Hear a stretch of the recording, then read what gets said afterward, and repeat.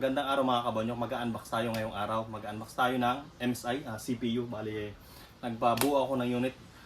Tinamad na kasi si Kuya Burns ngayon na ako magbubuo. Ang ginawa ko ngayon, ako yung namili lahat ng mga specs natin doon sa ating sa CPU. Tapos pinabuo ko naman kasi libre naman yon. Yan, so nakuha na natin yung ating unit. Ito na. Yung ating unit, ito. Yung motherboard, coolant natin. Tapos yung motherboard at saka power supply natin, bali naka-install lahat. Puro mga box na lang to. So yung motherboard natin, Pro MSI Z79 790P. Okay. Ito yung motherboard natin. Yung processor pala natin, nandito na rin sa loob, naka-install na rin. Wala na talaga akong ginawa kasi in-order ko na, tinamad na talaga ako. Yung processor natin ay syempre yung pinabuo natin, Intel Core i9. Okay, i9 tayo. Generation 13. The best na. Tingnan natin, share ko sa inyo to. Yung kanyang lalagyan lang na to kasi naka-install na nga siya. Ayan o. Lagayan lang to ng processor. Ayan. i9. Okay. Kapag start na pala tayo mag-unbox na, syempre bago natin umpisahan ang ating video, huwag kalimutan mag-subscribe sa aking channel kay Kuya Burns World. Hit the bell para lagi kayong updated. Processor niya. Tapos, ang kinuha natin power supply pala, MSI din, 1,300 watts. Okay. AI 1,300. Okay. Ang ating GPU or ating display natin na video card, ayan, GeForce 4060 Ti. Ayan. Ayan, latest na rin to. Pero may pinaka-latest pa dito. Ano lang to, 8GB.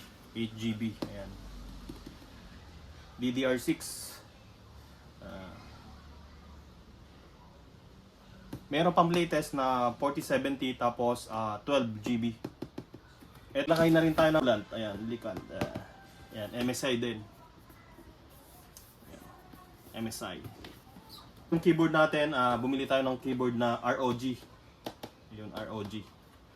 Ano i-share ko sa inyo yung CPU, tapos yung monitor, i-install na rin natin ngayon. I-unbox natin ngayong araw. Tapos yung ano pala natin, yung pinakang storage natin, gumamit tayo ng Crucial. Ayan. 1TB. Ayan, 1TB. So meron pa mas mataas nito, meron na tayong available sa market na 4TB. Pero sa ngayon, hindi naman mag-ubos lahat yung hindi natin magagamit lahat yung storage natin. So 1TB lang yung inilagay. Tapos ang memory natin, ang in-install natin ay 32GB. Crucial din. Tapos syempre, i-unbox na natin ating unit, ating CPU. I-install na natin doon sa table. Sa mga gusto magkaroon ng sariling PC na nandito sa Taiwan, ayan, i-PM nyo lang ako or mag-comment kayo dito sa aking video. Ito, DIY lang naman to. Kayo na mismo pipili ng sariling specs na gusto nyong i-install doon sa inyong PC. Ayan, katulad nitong aking ginawa. Ang isusunod natin i-unbox ngayon ay syempre ang ating monitor. Syempre, assemble na natin to. Ayan, katulad yan, nilagyan na natin ang ating stand, pino natin, and then binuksan ang ating monitor. At syempre, ikakabit na natin ang ating stand. Ayan, ganun lang kadali mga kabonyok. Ito palang PC na ginawa ko ngayon ay hindi sa akin. Bali, nagpagawa lang dito, nagpabuo lang din to yung may-ari dito sa akin. Kaya yan, nag-setup tayo mas magandang PC, pinaka-latest na, para hindi natin kailangan i-upgrade yung ating PC hanggang sa masira. Okay na yan. So yan, mga kabonyok. Tapos install na natin yung ating mouse and keyboard. Tapos subukan na natin pagganahin ngayong gabi, ngayong araw. Dito kinakabit ko na yung wifi antenna, yung cable ng TV, HDMI, and then yung outlet niya, yung power plug niya, yun. Ito na. Ito na guys yung ating in-unbox na CPU, monitor, and then yung ating keyboard na ROG. Yan. Ito yung ating CPU na MSI. Tapos yan o. MSI. Then keyboard. Nung pagbukas natin ng CPU, try natin i-shutdown tapos buksan uli natin. Shutdown muna natin. Shutdown. Okay, shutdown na.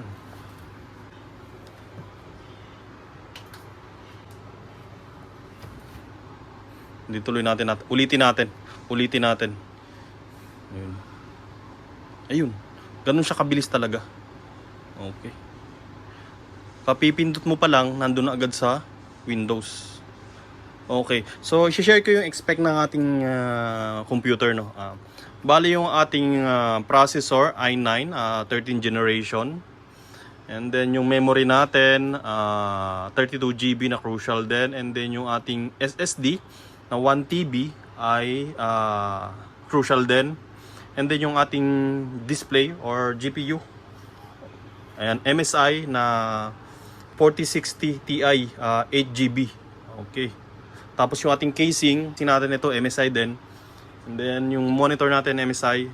Ang nagkaiba lang natin is yung ating keyboard na ROG. Tapos yung mouse Logitech na wireless. Okay. Ganda, no? Ang monitor natin, naiikot din yan. Try natin iikot yung monitor.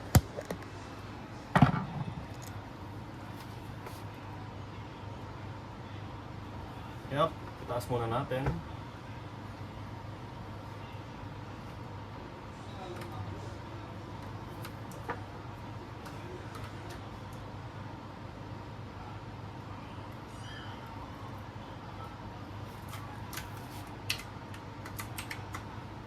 Diba? Ganun kaganda yung ating monitor.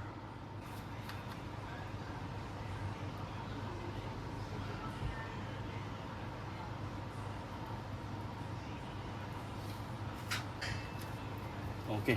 So, ayan, pakita natin yung ating CPU. Naka-coolant na rin siya, mga idol, liquid coolant. So, hindi na tayo gumamit ng heatsink na regular heatsinks para sa processor natin. Ang ginamit na natin is liquid coolant na. Ayan. So, ang ganda nito. Yung lining na ilaw niya. Ayan. Wow, ang ganda. Tapos, yung display card natin, ayan. RGB na rin, nakikita nyo. Ayan, may ilaw na rin. Tapos, yung pan nito, tatlo. Ayan. Tapos ang maganda diyan, mga kabonyok, tingnan niyo yung logo. Ayan, isang kung natin, liquid coolant. Dragon. Ano rin siya, naka MSI din yan. MSI lahat yan. Okay. Ayun, hanggang dito na lang mga kabonyok. So, shinare ko lang talaga sa inyo yung aking inbox na CPU na binuong ngayong araw. Okay. So maraming salamat sa hindi pa nakasubscribe sa akin channel. Huwag kalimutan, hit the bell para lagi kayong updated. Maraming salamat. Bye-bye!